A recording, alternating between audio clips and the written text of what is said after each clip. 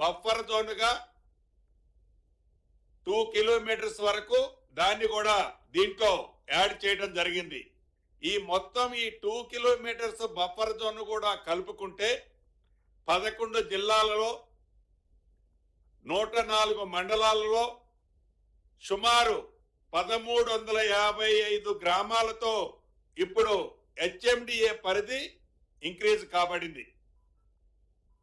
11 జిల్లాల్లో 104 మండలాల్లో 1355 గ్రామాలు ఇప్పుడు మనం అనుకునే హెచ్ఎండిఏ పరిధిలోకి రాబోతుంది.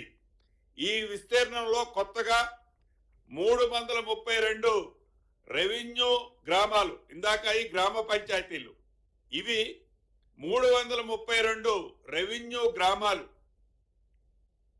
ఈ కొత్త హెచ్ఎండిలో పరిధిలోకి రాబోతున్నాయి.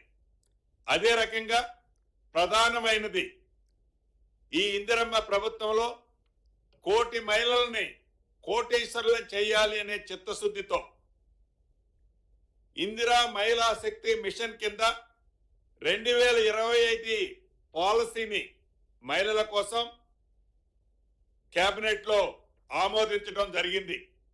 ఈ మహిళలు ఎవరైతే ఉన్నారో ఈ ఇందిరమ్మ ప్రభుత్వంలో గతంలో కాంగ్రెస్ ప్రభుత్వము ఇందిరమ్మ ప్రభుత్వం ఉన్నప్పుడు మహిళలకి ఏ రకమైన భద్రత కల్పించి వారి అభివృద్ధిలో వారు ఆర్థికంగా మరింత అభివృద్ధి చెందటం కోసం ఏ రకమైన సహకారాలు ఇచ్చిందో అదే పద్ధతిలో మళ్ళీ ఇందిరమ్మ రాజ్యంలో ఈ 2025 సంబంధించి ఈ కొత్త పాలసీని కూడా ఇంతకుముందు అడాప్ట్ చేయడం జరిగింది. గతంలో గ్రామీణ ప్రాంతంలో ఉండే వాటిని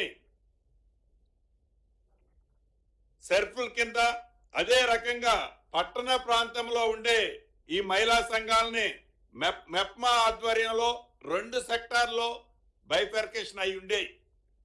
ఈరోజు కేబినెట్ తీసుకున్న నిర్ణయం ప్రకారం ఇకపై రాష్ట్రంలో ఉండే అన్ని మహిళా సంఘాలు ఒకే అంబరిల్లా కింద, ఒకే గొడుగు కింద ఉండాలని కేబినెట్ నిర్ణయం తీసుకోవడం జరిగింది.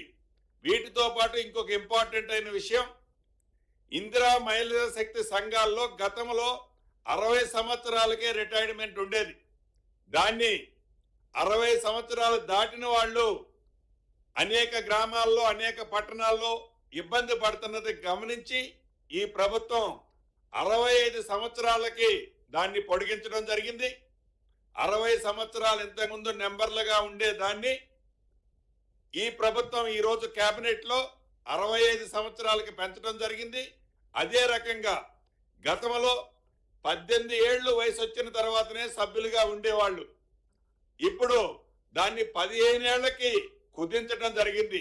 అంటే 15 సంవత్సరాల నుంచి 65 సంవత్సరాల వరకు ఈ మహిళా సంఘంలో నా ఆడబిడ్డలు మన ఇందిరమ్మ ప్రభుత్వంలో అది పట్టణాలలో కానీ గ్రామాలలో కానీ సభ్యులుగా ఉండవచ్చు అనేది ఈనాడు కేబినెట్ నిర్ణయం తీసుకోవడం జరిగింది.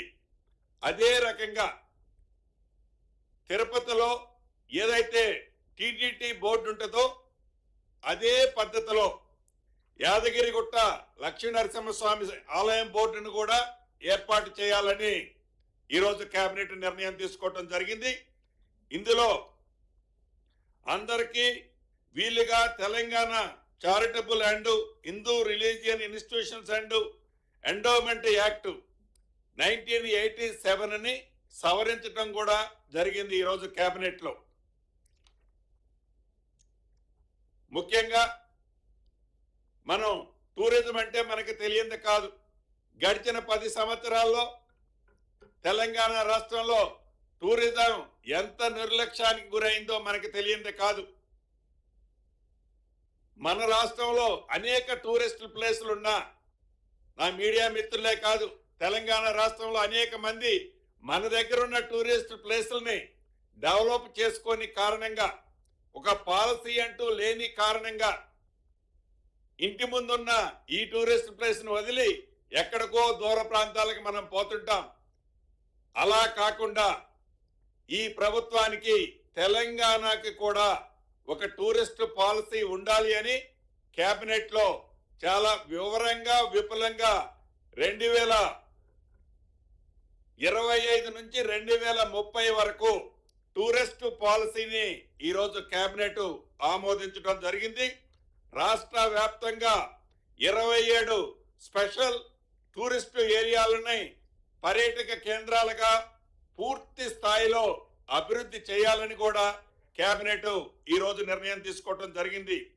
రాబోయే 5 సంవత్సరాలలో ఈ టూరిస్టు పాలసీ వలన 15,000 కోట్ల రూపాయలకు తగ్గకుండా పెట్టుబడులు వచ్చే విధంగా ఆ దిశలో అనేక నిర్ణయాలు ఈరోజు కేబినెట్ లో ఈ కొత్త టూరిస్ట్ పాలసీని గురించి నిర్ణయం తీసుకోవడం జరిగింది.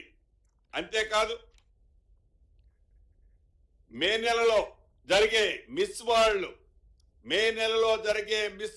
2025 పోటీలకు హైదరాబాదుకి ఏర్పాటు చేయాలని, దానికి ప్రపంచ వ్యాప్తంగా వచ్చే సుమారు 140 దేశాల నుంచి వచ్చే అతిథులకి ఎక్కడా లోటు జరగకుండా ఉండే విధంగా మహా అద్భుతంగా ఆ కార్యక్రమాన్ని ఏర్పాటు చేయాలని కూడా ఈరోజు కేబినెట్ నిర్ణయం తీసుకోవడం జరిగింది.